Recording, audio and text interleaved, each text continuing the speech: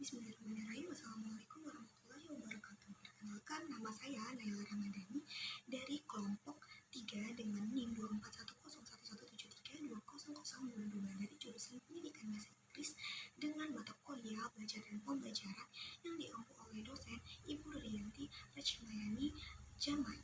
Pada video ujian tengah semester ini saya akan membahas tentang topik dari tugas kelompok 3 yaitu teori konstruktivistik. Teori konstruktivistik adalah suatu pendekatan dalam pembelajaran yang menekankan bahwa pengetahuan dibangun oleh manusia sedikit demi sedikit yang hasilnya diperluas melalui konteks yang terbatas dan tidak secara instan. Pengetahuan bukanlah sekedar kumpulan fakta, konsep, atau kaidah yang siap diingat, tetapi harus dikonstruksi oleh individu dan diberikan makna melalui pengalaman nyata.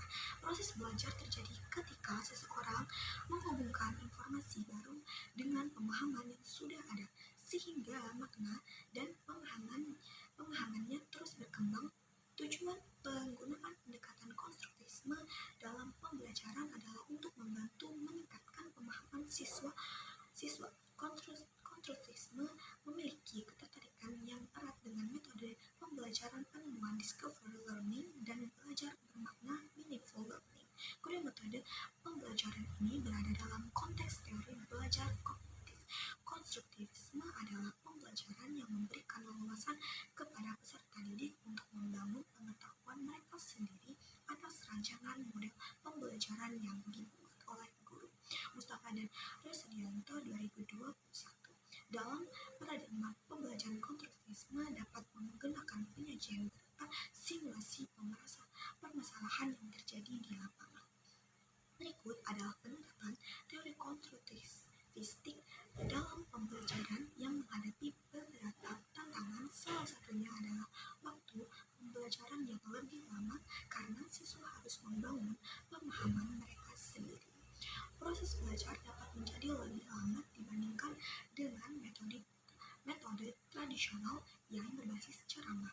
Selain itu, teori ini juga menuntut guru untuk lebih kreatif dan fleksibel dalam mendesain pembelajaran. Guru tidak hanya bertugas menyampaikan materi, tetapi juga harus mampu merancang berbagai aktivitas yang dapat merangsang pemikiran kritis dan interaksi antara siswa. Tantangan lainnya adalah tingkat kemandirian siswa yang bervariasi. Tidak semua siswa siap untuk belajar secara mandiri, sehingga beberapa dari mereka mungkin mengalami kesulitan dalam mengelola proses belajar mereka sendiri tanpa bimbingan yang cukup dari guru. Selain itu, faktor eksternal sebagai keterbatasan sumber daya di sekolah juga dapat menjadi kendala dalam penerapan teori ini secara efektif.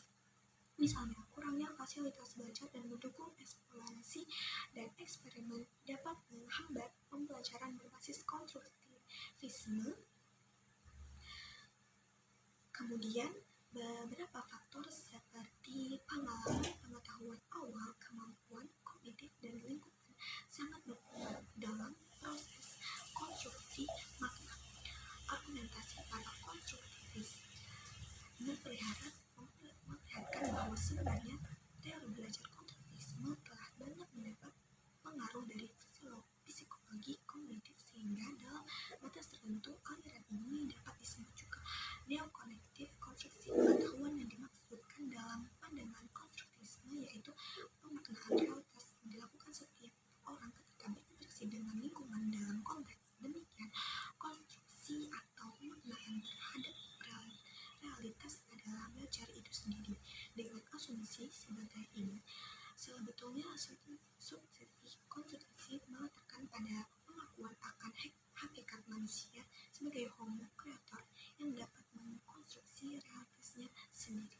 Beberapa definisi tentang pendekatan konstruktivisme didefinisikan oleh sejumlah ahli pendidikan menyebut Wolford 2004 mendefinisikan pendekatan konstruktivisme adalah pembelajaran yang menekankan pada peran aktif siswa dalam pembangunan pemahaman dan memberi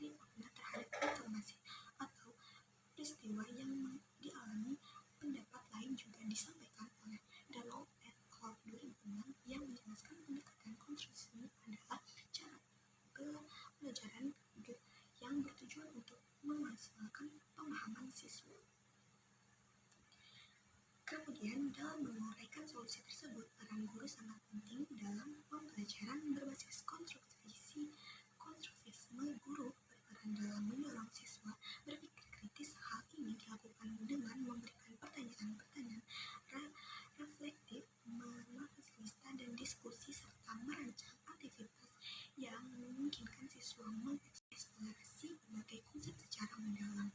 Tidak hanya itu, guru juga harus mampu menciptakan lingkungan belajar yang mendorong kemandirian siswa. Guru memberikan kebebasan kepada peserta didik untuk membuat keputusan serta bertanggung jawab atas proses belajar mereka sendiri. Dengan demikian, siswa akan lebih percaya diri dalam memahami dan mengaplikasikan konsep yang telah dipelajari. Sebagai mediator dan motivator, guru juga berperan dalam memberikan scaffolding, yaitu dukungan sementara yang membantu siswa mencapai pemahaman yang lebih kompleks. Dukungan ini secara perlahan dikurangi seiring dengan meningkatkan kemampuan siswa dalam memahami materi. Juga peran siswa harus aktif dalam pembelajaran, belajar dan berlangsung lebih aktif ketika berhubungan langsung dengan objek yang sedang dipelajari yang ada di lingkungan sekitar. Selain itu, pemanfaatan peralatan berbasis teknologi masa kini dengan jaringan maupun tanpa jaringan dan sumber belajar yang beragam dapat meningkatkan keefektifan dan efisiensi dalam pemahaman terhadap peserta didik. Masukun ala et al. 2019. Konteks tersebut mengumumkan bahwa siswa belajar dan membangun pengetahuan mereka manakala mereka berupaya untuk memahami lingkungan yang ada di sekitar mereka. Donald et al. 2006. Bagi para ahli konstruksi, belajar adalah pemakanan terhadap peristiwa atau pengalaman yang dialami individu. Menurut Newby et al.